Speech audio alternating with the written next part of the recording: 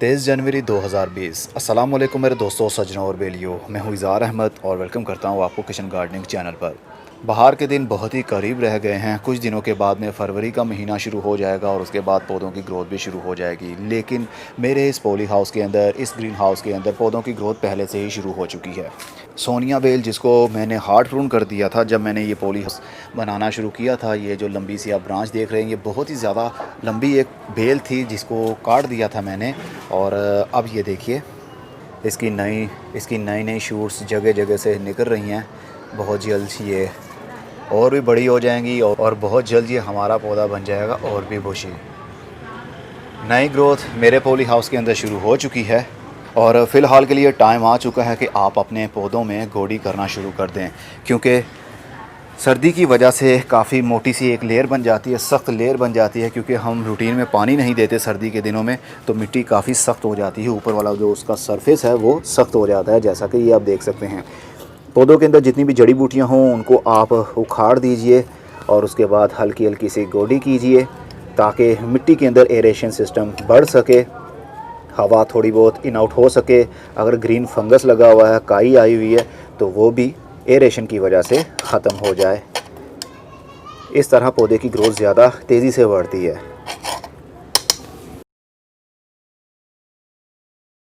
ये मैंने एक कलम लगाई थी, लेकिन मुझे नहीं लगता कि ये हो पाएगी। चलिए, अब ये देखिए, ये आपको बारीक बारीक सी मिट्टी लग रही है, जिस तरह कीड़े ने मिट्टी को बाहर निकाला हो। असल में इस मिट्टी के अंदर काफ़ी केचुए भी होंगे, जिसकी वजह से मिट्टी बाहर निकाली हुई है। तो हम हल्की हल्की सी गोडी करेंगे। केचुए से आपके पौधे को कोई प्रॉब्लम नहीं होती है, बल्कि एरेशन मिट्टी का अच्छा बनता है। पानी नीचे तक जाएगा, पौधे की जड़ों को भी मिलेगा और हवा इन आउट भी हो सकती है, जिसकी वजह से मिट्टी के अंदर जल्दी फंगस भी नहीं आने देते केचुए, और मिट्टी फर्टाइल भी बनती रहती है। ये देखिए, इसको भी हमें गोडी करना पड़ेगा। इवन के ये ग्रोइंग मीडिया के अंदर लगा हुआ है और पमिस्टोन मैंने यूज़ किए हुए हैं। ग्रीन मॉस तो उग ही जाती है। ग्रीन मॉस अगर आप चाहते हैं कि आपके गमले के अंदर ना उगे, तो आपको चारकोल का यूज़ करना पड़ेगा। एक्टिवेट चारकोल, जो कोयला होता है ना, जो बाज़ार से आपको मिलता है, बस वो ले आइए और उसको थोड़ा सा ग्राइंड कर लीजिए छोटे छोटे से पीसीज में, या फिर डिवाइड कर लीजिए और गमले के सरफेस के ऊपर, मिट्टी के ऊपर फैला दीजिए।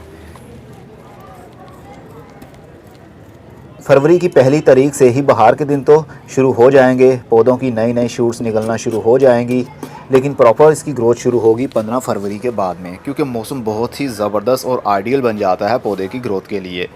ये देखिए, हमारा ये पर्दा बेल मेरे इस पॉली हाउस के अंदर अभी भी ग्रोथ कर रहा है। नए पत्ते बहुत ही स्लो आते हैं, लेकिन ग्रोथ हो रही है। आप इसकी मिट्टी की भी आप देख सकते हैं, इसकी भी हमें गोडी करना पड़ेगी। ये काफ़ी सख्त हो जाएगी, ये काफ़ी सख्त हो रही है ऊपर से। अगर हम ऐसा नहीं करते तो ऊपर से हम पानी दे देंगे तो मिट्टी के नीचे तक सही पानी पहुंच नहीं पाएगा। सिर्फ जो ग्रीन मॉस है ऊपर, वो ही उसको अंदर तक जाने नहीं देगी पानी को।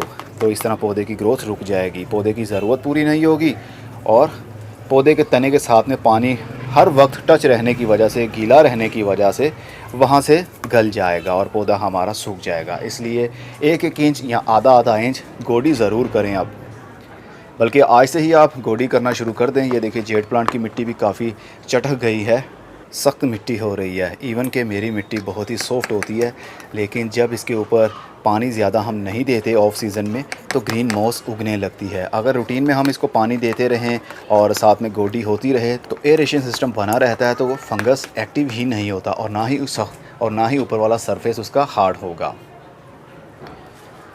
ये हमारा विंका है, विंका सदाबहार।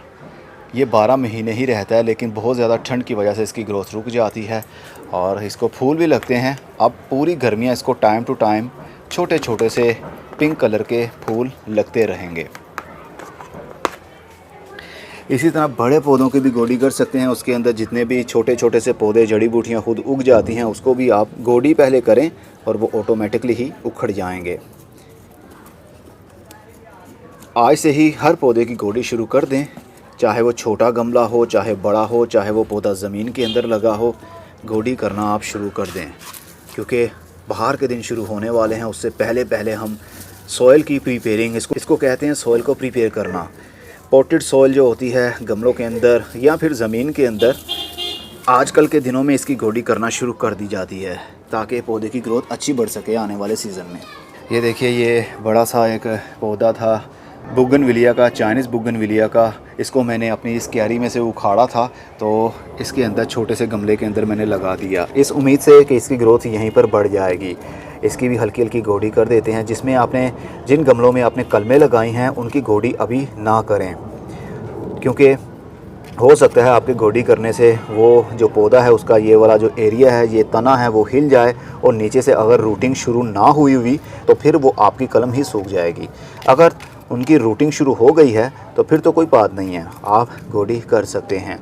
लेकिन मैं इसलिए कर रहा हूँ क्योंकि मुझे फ़िलहाल के लिए उम्मीद नहीं लग रही है कि इसकी ग्रोथ शुरू हो पाएगी। ये काफ़ी ओल्ड ट्री समझ लीजिए, 1 साल का ये दरख्त था जिसको मैंने उखाड़ा और उसकी सारी जड़ें ऑफ सीज़न में ही, दिसंबर के महीने में ही काट दी और इस गमले के अंदर लगा दी।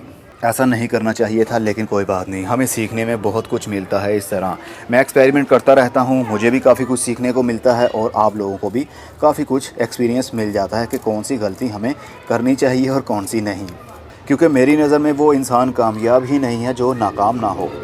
जिसने नाकामी का मुंह देखा होगा उसको कामयाबी की कदर होगी, और जो शुरू से ही कामयाब होता हुआ चला आएगा, मेरे हिसाब से वो कामयाब इंसान ही नहीं है। कामयाब इंसान तभी बनता है जब वो अपनी गलतियों से सीखता है, और कोई ऐसा इंसान होगा ही नहीं जिससे कोई गलती ना हुई हो। तो मुझे अपनी गलतियों से सीखने में बहुत मज़ा आता है। ये हमारा जैस्मीन का पौधा है, इसकी भी गोडी कर लेते हैं। जैस्मीन के पौधे की ग्रोथ तो मेरे सर्दी के दिनों में भी नहीं रुकी, क्योंकि इनको मैंने रखा हुआ है पॉली हाउस के अंदर। ये देखिए, पत्ते थोड़ी सी ग्रोथ स्लो हो गई थी, नए पत्ते नहीं आ रहे थे, लेकिन जो पुराने पत्ते थे उनमें से कोई भी पत्ता हमारा गिरा नहीं है और पत्ते सारे के सारे हरे हैं। ये देखिए कहाँ तक इसकी ग्रोथ बढ़ रही है। अब गर्मी के दिन शुरू हो गए हैं तो गर्मी के दिनों में इनकी ग्रोथ और भी बढ़ेगी। ये देखिए जनाब, इसको पानी नहीं मिल पाया है गुले दाऊदी के पौधे को, तो ये नीचे लटक गया है, लेकिन ये मरा अभी भी नहीं है। हल्की सी मिट्टी की गोडी करेंगे। मिट्टी काफ़ी इसकी हार्ड हो गई है। अब हल्का सा इसको मैं पानी दूंगा। जब पौधा आपका सूख जाए, 90% उसकी मिट्टी सूख जाए, पौधे के पत्ते लटक जाएं, तो नेक्स्ट पानी जब भी आप दें तो बहुत ही ज़्यादा पानी दें, ताकि पानी नीचे जड़ों तक पहुंच जाए और गमले के नीचे से बाहर निकलने लग जाए।